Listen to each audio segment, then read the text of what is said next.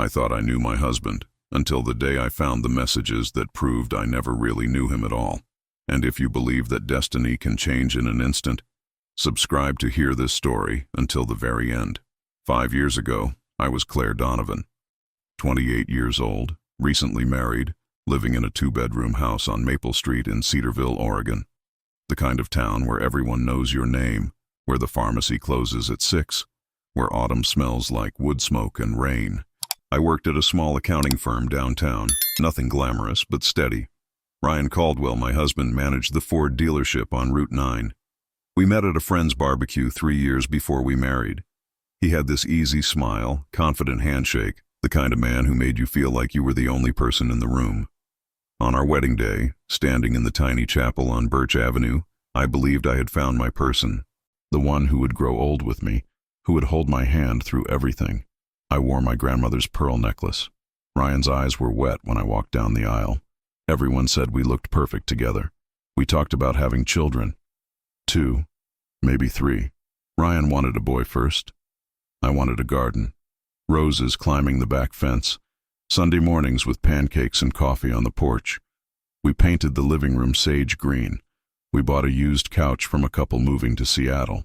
We made love on Friday nights and fell asleep with the TV on. It was ordinary. It was ours. Or at least I thought it was. But looking back now, from this small apartment where I sit by the window watching the rain, I see the cracks I ignored. The nights Ryan came home late, smelling like perfume that wasn't mine. The way he stopped asking about my day. The distance in his eyes when I kissed him goodbye in the mornings. I told myself he was stressed. Work was demanding. Men didn't talk about feelings the way women did. I made excuses because I loved him. Because I had promised forever. Because I was terrified of being wrong about the man I married. Then came that Saturday, November 14th. I remember because it was the day before our 2nd anniversary. I was cleaning the kitchen, humming along to the radio, planning the dinner I would cook for him the next night. His phone was on the counter, vibrating. Once, twice, 3 times. I wiped my hands on the dish towel and glanced at the screen. A name I didn't recognize, Jessica Hale. The message preview was visible. Can't wait to see you tonight, love. Wear the cologne I like. My hands stopped moving. The world became very small and very quiet. I picked up the phone. No password. He had never locked it before. I opened the messages. Months of them. Hundreds. Photos of a woman with auburn hair and green eyes. Messages that made my stomach turn. Promises he had made to her, promises that sounded exactly like the ones he had made to me. Plans to leave. Plans to start over. Plans that didn't include me. I heard the garage door open. Ryan's truck pulling in. My heart was pounding so hard I thought it would break through my ribs. The coffee I had been brewing was burning on the stove, filling the kitchen with bitter smoke. But I couldn't move. I just stood there, holding his phone, watching the door, waiting for the man I married to walk in and destroy everything I thought I knew. The door opened. Ryan walked in, keys jingling in his hand, jacket slung over his shoulder. He looked tired, normal, like any other Saturday. He smiled when he saw me, that same easy smile that had made me fall in love with him. Hey, babe, smells like something's burning. He moved toward the stove, but I stepped in front of him. I held up his phone. My hand was shaking. His smile disappeared. Who is Jessica Hale? My voice didn't sound like mine. It was hollow, distant, like I was listening to someone else speak. Ryan froze. His eyes flicked to the phone, then to my face. I watched him calculate, saw the gears turning, searching for the right lie. But I didn't give him time. I read everything, Ryan. Every message, every photo, every lie. The words came out steady now, sharp as broken glass. Who is she? He exhaled slowly, ran a hand through his hair. Claire, listen. That's how he started. Not with an apology, not with remorse, with a command. Listen. As if I were the one who needed to be managed. It's not what you think. I laughed. I actually laughed. It came out bitter and strange. Then tell me what it is. Tell me what I'm supposed to think when my husband has been sleeping with another woman for 6 months. He didn't deny it. That's what broke me. He didn't even try. He just stood there, jaw tight, avoiding my eyes. It just happened, Claire. I didn't plan it. We met at a conference in Portland and things got complicated. Complicated. That word. as if our marriage, our vows, our life together was just some inconvenient detail in his story. "Do you love her?" I asked. The question hung in the air like smoke. He hesitated, and in that hesitation, I had my answer. "I don't know," he said finally. "Maybe. I don't know what I feel anymore." His voice cracked, and for a moment I almost felt sorry for him. Almost. "But Claire, you have to understand. You're a good person. You're kind and dependable, and you've always been there. But that's the problem. You're too good. You're safe. And I need more than safe." I felt something inside me crack. Not my heart. Something deeper. My sense of self, maybe. The foundation I had built my life on. I had spent 2 years trying to be the perfect wife, cooking his favorite meals, supporting his career, biting my tongue when he was moody, laughing at his jokes even when they weren't funny. And now he was telling me I was too good, that my love, my loyalty, my devotion wasn't enough, that I was boring, predictable, safe. "Get out," I whispered. He blinked. "What?" His confusion was almost insulting. "Get out of this house, Ryan. Right now." My voice was louder now, steadier. "Pack your things and leave." He stared at me like I had slapped him. "Claire, come on, let's talk about this. We can figure it out." But I was done talking, done listening to excuses, done being safe. "You want more than safe?" I said, stepping closer, my voice low and cold. "Then go find it. But you're not doing it here. Not in this house. Not with me." I set his phone on the counter and walked past him, into the bedroom. I heard him call my name, but I didn't turn around. I locked the door and sat on the edge of the bed, staring at the wedding photo on the nightstand. 2 people smiling, holding hands, believing in forever. I picked up the frame and turned it face down. Then I lay back and stared at the ceiling, listening to him move around the house, opening drawers, zipping bags, the sound of betrayal packing its things. 3 days later, Ryan Caldwell walked out of my life, and I was left with nothing but the ghost of a marriage that had never been real. The days after Ryan left blurred together. I called in sick to work. I didn't answer my phone.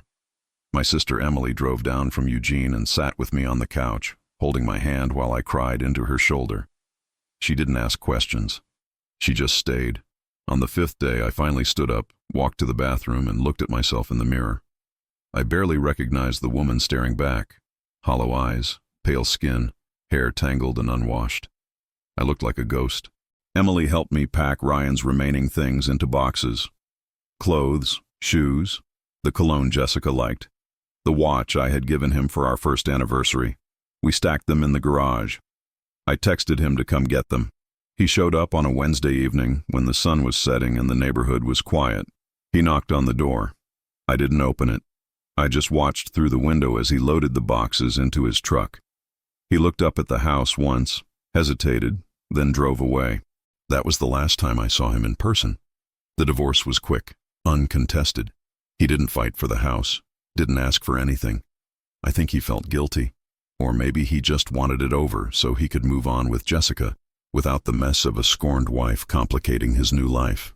I signed the papers at a cafe on a rainy afternoon in March. My lawyer sat across from me, sliding documents across the table, pointing where I needed to sign. My hand shook, not from sadness, from anger, from the sheer injustice of it all. 2 years of marriage reduced to signatures on dotted lines. I sold the house 3 months later. I couldn't live there anymore. Every room held memories that cut like knives. The kitchen where I found his phone, the bedroom where we used to talk about baby names, the porch where we drank coffee and made plans that would never happen. I packed everything I owned into a U-Haul and moved into a 1-bedroom apartment on the east side of town. Smaller, quieter, anonymous, a place where no one knew me as Ryan's wife, where I could disappear. I stopped going out, stopped seeing friends. I was ashamed that I hadn't seen the signs, ashamed that I had been too good, too safe, too boring to keep my husband interested. I replayed every conversation, every argument, every moment, searching for where I went wrong. What could I have done differently? Been more exciting, more adventurous, less predictable?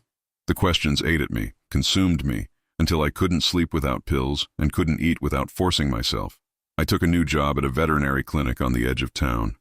Reception work, answering phones, scheduling appointments, processing payments. It was simple, mindless, safe. I showed up, did my work, went home. I avoided mirrors, avoided conversations. I became invisible. And for a long time, invisible felt like the only way I could survive. Because the alternative, facing the truth that I had loved someone who never really loved me back, was too painful to bear. So I buried it, buried myself, and for 2 years, I lived like a shadow, moving through the world but never really present, never really alive, just existing in the hollow space where my heart used to be. 2 years passed like a fog. Seasons changed, but I barely noticed. Winter bled into spring, spring into summer, and I moved through the days mechanically. Wake up, shower, work, home, sleep, repeat. The apartment remained mostly bare. I never hung pictures, never bought new furniture. It felt temporary, like I was waiting for something, though I didn't know what. The clinic became my refuge. Animals didn't judge, didn't ask questions, didn't require me to explain why my eyes sometimes went distant in the middle of a conversation. My co-workers were kind but kept their distance. I think they sensed I didn't want to be known. During lunch breaks, I ate alone in my car, listening to podcasts about gardening. I had never gardened before, but something about it appealed to me. The idea of growing something, nurturing something, watching something bloom. I started checking out books from the Cedarville Public Library. Roses, succulents, vegetable gardens. I read them cover to cover but never planted anything. I didn't have a yard, and even if I did, I wasn't sure I had the energy to keep anything alive. On Saturdays, I walked through the farmer's market downtown, past vendors selling fresh bread and honey and hand-knitted scarves. I bought nothing, just walked, letting the sounds and smells wash over me. Sometimes I sat on a bench near the fountain and watched families, couples holding hands, children chasing pigeons. I wondered what their lives were like, if they fought behind closed doors, if their smiles were real or just masks they wore in public. I had become cynical, distrustful. Love felt like a lie people told themselves to avoid being alone. Emily called every week. She invited me to dinners, to weekend trips, to her daughter's birthday parties. I made excuses. Work was busy, I was tired, I had a headache. She stopped pushing after a while, but I could hear the worry in her voice. "Claire, you can't live like this forever," she said once. I told her I was fine, but we both knew I wasn't. I was stuck, frozen in the aftermath of betrayal, unable to move forward, unwilling to look back. Then one Thursday afternoon in late September, I went to the library to return the gardening books. The building was quiet, almost empty. I loved it there. The smell of old paper, the soft creak of floorboards, the sense of being surrounded by stories that weren't mine. I wandered through the stacks, running my fingers along the spines, not looking for anything in particular, just killing time before I had to go home to my empty apartment. I turned a corner too quickly and collided with someone. Books tumbled to the floor, pages fluttering. "Oh God, I'm so sorry," I stammered, dropping to my knees to gather them. A man knelt beside me, reaching for the same book. Our hands touched. I pulled back instinctively. "No, it's my fault," he said, his voice warm, apologetic. I wasn't paying attention. I looked up. He was tall, maybe mid-30s, with brown hair that fell slightly over his glasses, a flannel shirt worn soft from washing. He had kind eyes, the kind that crinkled at the corners when he smiled. He handed me the books, 3 of them, all about roses. He glanced at the titles and grinned. "You a gardener?" I hesitated, trying to be. He nodded thoughtfully. "Roses are tricky, beautiful, but they demand respect." I wasn't sure what to say to that. We stood there for a moment, awkward, both holding books. Then he extended his hand. "I'm Daniel Foster." I shook his hand briefly. "Claire." He smiled again, that gentle, unassuming smile. "Nice to meet you, Claire. And sorry again for the collision." He walked away, disappearing into the history section, and I stood there, holding my books, feeling something I hadn't felt in 2 years. Curiosity. I didn't think I'd see Daniel Foster again. Cedarville was small, but not that small. Yet 3 weeks later, he walked into the clinic. I was at the front desk, typing appointment notes, when I heard the bell above the door chime. I looked up. It was him. Same flannel shirt, same gentle smile. He didn't recognize me at first. Then his eyes widened. "Library girl," he said, grinning. I blushed. "Claire," I corrected. "Right, Claire. Sorry." He approached the counter, slightly sheepish. "I'm here to adopt a cat." I pulled up the adoption forms. "First time?" He nodded. "Yeah, I've been thinking about it for a while. My house feels too quiet." I understood that feeling more than he knew. I led him to the back, where the cats were kept in spacious enclosures. He knelt down in front of a gray tabby with enormous green eyes. "This one," he said softly. The cat rubbed against the glass. "Good choice. That's Mochi. She's been here for 4 months. Sweet, but shy. Takes time to trust." Daniel looked at me. "I have time." He filled out the paperwork while I prepared Mochi's carrier. We talked casually about nothing important. He taught history at Cedarville High School. He had moved to Oregon from Colorado 5 years ago for the job. He lived alone in a small house near the school. He liked hiking, terrible movies, and making sourdough bread that never rose properly. He was easy to talk to. Not pushy, not charming in that aggressive way Ryan had been. Just genuine. When he left Mochi in her carrier, he paused at the door. "Hey, if you're free sometime, maybe we could grab coffee. You could tell me more about those roses you're trying to grow." I froze. My instinct was to say no, to retreat back into my shell. But something in his eyes, something open and patient, made me hesitate. "Maybe," I said. He smiled. "I'll take maybe." He left his number on a scrap of paper on the counter. I stared at that piece of paper for 2 days. I didn't call, didn't text. I was terrified. Not of Daniel, of myself, of the possibility of letting someone in again, only to be hurt again. But on Saturday morning, as I sat in my apartment drinking bitter coffee and staring at my bare walls, I realized something. I wasn't living. I was hiding, and hiding wasn't the same as healing. I texted him. "Coffee sounds nice." He responded within minutes. "Tomorrow? 2 o'clock? The cafe on Main?" I typed yes before I could talk myself out of it. That night, I stood in front of my closet, trying to remember how to dress for something other than work or solitude. I settled on jeans and a blue sweater. Simple. Safe.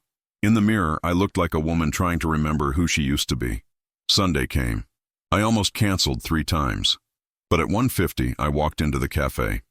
Daniel was already there, sitting by the window, 2 cups of coffee on the table. He stood when he saw me. "You made it." I sat down, nervous, my hands wrapped around the warm cup. "You doubted me," he laughed. "Honestly, a little." I appreciated his honesty. We talked for 2 hours, about books, about Cedarville, about his terrible bread and my imaginary garden. He didn't ask about my past, didn't pry, just listened when I spoke, and shared when I asked. And for the first time in 2 years, I felt something other than numbness. I felt present. When I walked home that evening, the sky painted orange and pink by the sunset, I realized I was smiling. It was small, fragile, but it was real. Coffee became a routine. Every Saturday at 2. Sometimes we walked after, through the park near the river, past the oak trees and the old playground where children laughed and swung on rusted chains. Daniel didn't push, didn't rush. He let me set the pace, and slowly, carefully, I began to unfold. I told him about my job, about the books I was reading, about the apartment I still hadn't decorated. He listened without judgment, without advice, just presence. One afternoon he showed up at the clinic with a small potted rose bush. "For your imaginary garden," he said, handing it to me. It was a miniature variety, delicate pink blooms. I stared at it, overwhelmed. "Daniel, I don't even have a yard." He shrugged. "So put it on your windowsill, start small." That evening, I placed the rose on the narrow sill in my kitchen. I watered it carefully, following the instructions he had written on a folded index card tucked into the soil. The next morning I woke up and checked it first thing. The blooms were still there, soft and alive. It was the first living thing I had cared for in 2 years. Daniel invited me to his house one evening. Nothing fancy, just dinner. I'm attempting lasagna. I panicked. Dinner at his house felt too intimate, too close. I texted him an hour before, making an excuse, headache, tired. Maybe another time. He responded immediately. No problem, feel better. No guilt, no pressure. But I didn't feel better. I felt cowardly. I spent that night lying awake, staring at the ceiling, angry at myself. Angry at Ryan for breaking me so completely that I couldn't even accept kindness without fear. The next morning I called Emily. I met someone, I said. She was silent for a long moment. Claire, that's wonderful. But her voice was cautious. Is it? I asked. I can't even have dinner with him without having a panic attack. Emily sighed. You're scared. That's normal. But Claire, you can't let Ryan win. You can't let what he did steal the rest of your life. I knew she was right. But knowing and doing were different things. I showed up at Daniel's house the following Saturday, unannounced. It was raining, cold and relentless. I stood on his porch, soaked, shivering. He opened the door, surprised. Claire? I didn't have a plan. Didn't have words prepared. I need to tell you something, I said. He stepped aside, letting me in. I stood in his living room, dripping water onto the hardwood floor. Mochi watched me from the couch, curious. I was married, I began, 2 years ago. He cheated on me, left me for someone else, and I've been terrified ever since. Terrified that if I let someone in again, they'll do the same thing. That I'm not enough. That I'm too safe, too boring, too good. The words poured out, messy and raw. Daniel listened, his face unreadable. When I finished, I felt exposed, vulnerable. Like I had shown him every scar and waited for him to walk away. But he didn't. He just stepped closer. Claire, he said softly, I'm not him. His voice was steady, certain. I can't erase what he did. I can't fix you because you're not broken. But I can promise you this. I'm not going anywhere. Not unless you tell me to. I started crying. Not the quiet, restrained tears I had grown used to, but the kind that came from somewhere deep. The kind I had been holding back for years. Daniel didn't try to hug me. Didn't try to fix it. He just handed me a towel and sat across from me, patient and present. When I finally stopped, I looked at him. I don't know how to do this. I don't know how to trust again. He nodded. Then we'll figure it out together. One day at a time. The months that followed were slow, uncertain, but real. Daniel didn't demand anything from me. He showed up. He called when he said he would. He remembered small things like how I took my coffee, or that I hated onions, or that Thursdays were always hard for me because they reminded me of signing the divorce papers. He wasn't perfect. He forgot our plans once because he fell asleep grading essays. He burned dinner more often than not. He got anxious before parent-teacher conferences and paced his kitchen for hours. But he was honest. And honesty, I learned, was more valuable than perfection. I met his friends, a tight group of teachers from the high school who gathered for trivia nights at the brewery downtown. They welcomed me without questions, without prying. I met his mother when she visited from Colorado. She hugged me like she had known me for years and told Daniel in front of me that I had kind eyes. I blushed, unused to being seen that way. Daniel just smiled and squeezed my hand under the table. I introduced him to Emily. She drove down on a Sunday, nervous, protective, the way older sisters are. Daniel cooked brunch, scrambled eggs and toast, and overcooked bacon. Emily watched him carefully, asking pointed questions about his job, his intentions, his life. He answered honestly, patiently, without defensiveness. By the end of the meal, Emily pulled me aside in the kitchen. He's good, Claire. He's really good. I nodded, tears in my eyes. I know. We traveled to the coast one weekend. Just the two of us. A small cabin in Cannon Beach, overlooking the ocean. We walked along the shore, shoes in hand, the cold water lapping at our feet. I told him about Ryan. Really told him. Not just the betrayal, but the aftermath. The shame. The nights I couldn't sleep. The way I had convinced myself I was unlovable. Daniel listened, his hand in mine, and when I finished, he stopped walking. You were never the problem, Claire. He was. It was the simplest statement, but it cracked something open inside me. That night, we sat on the porch of the cabin, wrapped in blankets, watching the waves crash against the rocks. The stars were impossibly bright, scattered across the sky like salt spilled on black cloth. I'm falling in love with you, Daniel said quietly. My breath caught. I looked at him, his face illuminated by the soft glow of the porch light. "I'm scared," I admitted. "I know," he said, "but I'm not going anywhere." And for the first time since Ryan left, I believed someone. I leaned my head against his shoulder. "I'm falling in love with you too." We moved slowly. No grand gestures, no dramatic declarations. Just steady, quiet love. The kind that showed up in small moments. Daniel helping me plant roses in the small patch of dirt behind his house. Me bringing him coffee when he stayed up late grading papers. Us grocery shopping together on Saturday mornings, arguing playfully about whether pineapple belonged on pizza. It was ordinary, and it was everything. One evening, as we sat on his couch, mochi curled between us, Daniel turned to me. "Move in with me." I froze. He saw my hesitation. "You don't have to answer now. But Claire, I want you here. Not because it's convenient, not because it makes sense, but because when you're not here, this house feels incomplete." I looked around, at the books stacked on the coffee table, at the photos of us on the mantel, at the roses blooming in a vase on the kitchen counter. This place had become home without me realizing it. "Okay," I whispered. He smiled. "Yeah?" I nodded, tears streaming down my face. "Yeah." I moved in 3 weeks later. We painted the spare bedroom together, a soft yellow that made the room feel like sunlight.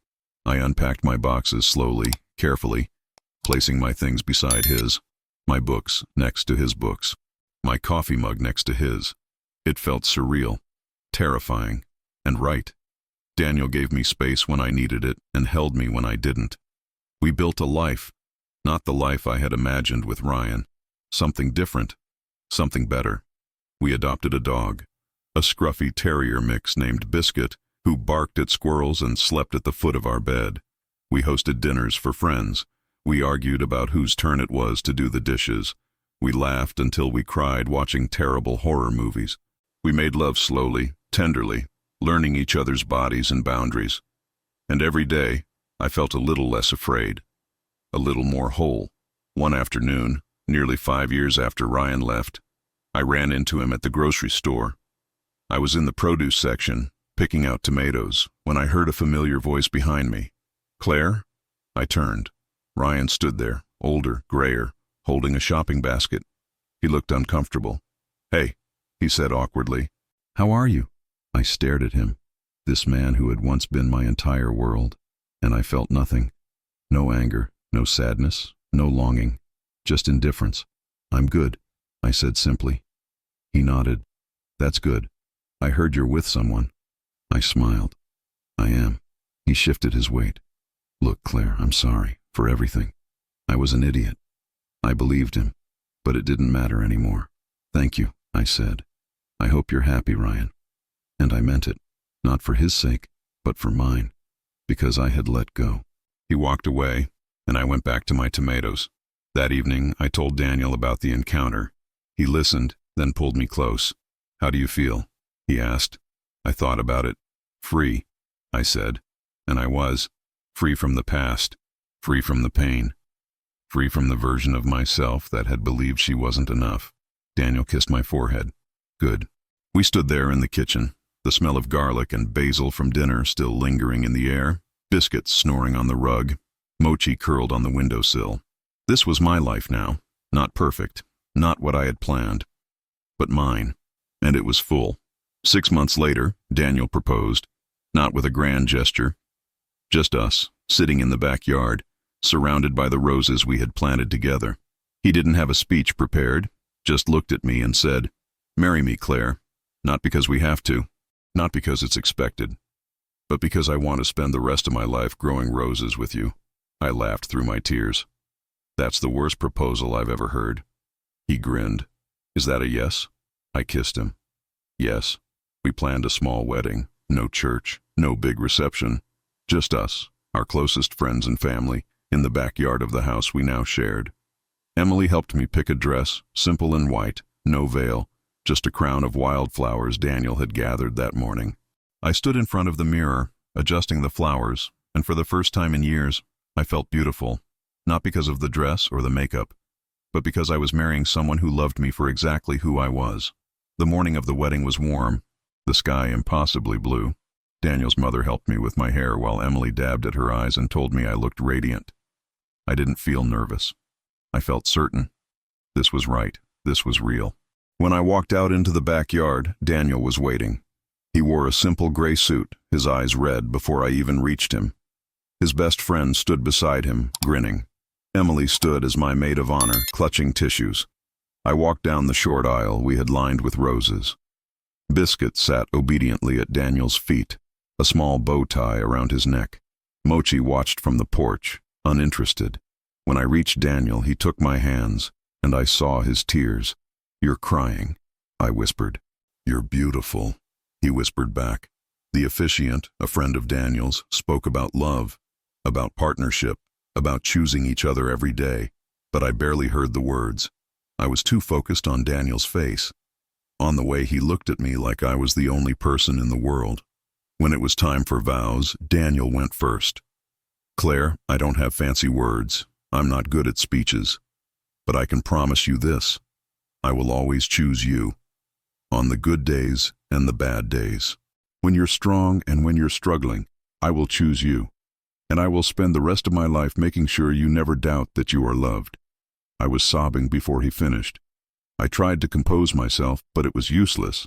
"Daniel," I began, my voice shaking. 5 years ago, I didn't think I would ever feel whole again. I thought love was something that would always hurt me. But you showed me that love isn't about being perfect. It's about being present. It's about showing up. And you've shown up every single day. You've taught me that I deserve to be loved. Not because I'm perfect, but because I'm me. And I will spend the rest of my life showing up for you too. We exchanged rings. Simple bands, no diamonds, just smooth gold. The officiant pronounced us married. Daniel kissed me, soft and slow, and our friends cheered. We danced under string lights in the backyard. We ate cake Emily had baked. We laughed and cried and held each other. And when the night ended, when our guests had gone home and it was just us, we sat on the porch, exhausted and happy. "We did it," Daniel said. I rested my head on his shoulder. We did. 5 years after Ryan left, I stood in the same backyard where we had just married, watering the roses that had grown tall and full. Biscuit chased a butterfly while Mochi lounged in a patch of sunlight. Daniel was inside, making breakfast, singing off-key to a song on the radio. I smiled, shaking my head. This was my life now. This was my love. I thought about the woman I had been 5 years ago. Broken, lost, convinced she was unworthy of love, and I wished I could go back and tell her it would be okay. That the pain she was feeling wasn't the end of her story. It was just the beginning of a new chapter. A better chapter. One where she learned that being betrayed didn't mean she was broken. It meant she was free. Free to find someone who would love her the way she deserved. I used to think Ryan leaving destroyed me, but now I see the truth. He freed me. Freed me from a life that was safe but empty. Freed me from a version of myself that believed love meant sacrificing who you are. Freed me to find Daniel, to find real love, the kind that doesn't demand perfection, the kind that shows up, the kind that grows slowly and steadily, like the roses in our garden. People often ask me if I ever regret marrying Ryan, if I wish I could go back and change things, and the answer is no. Because if I hadn't married him, if I hadn't been betrayed, if I hadn't walked through that fire, I never would have become the woman I am today. I never would have found Daniel. I never would have learned that sometimes losing everything is the only way to gain what really matters. Betrayal broke me, but it also freed me. And on the other side of that pain, I found something I never expected. I found myself, and I found love. Real, honest, imperfect, beautiful love. The kind that doesn't just survive the storms. The kind that blooms because of them. If this story touched your heart, subscribe to this channel. Because every story of pain deserves an ending full of hope. And I'll keep sharing these journeys with you. Because you deserve to know that no matter how broken you feel right now, your story isn't over. Sometimes the greatest love of your life is waiting on the other side of the worst pain. And when you find it, you'll understand. Every tear, every sleepless night, every moment you thought you wouldn't survive, it was all leading you here. To the life you were always meant to live. To the love you were always meant to find. And to the person you were always meant to become.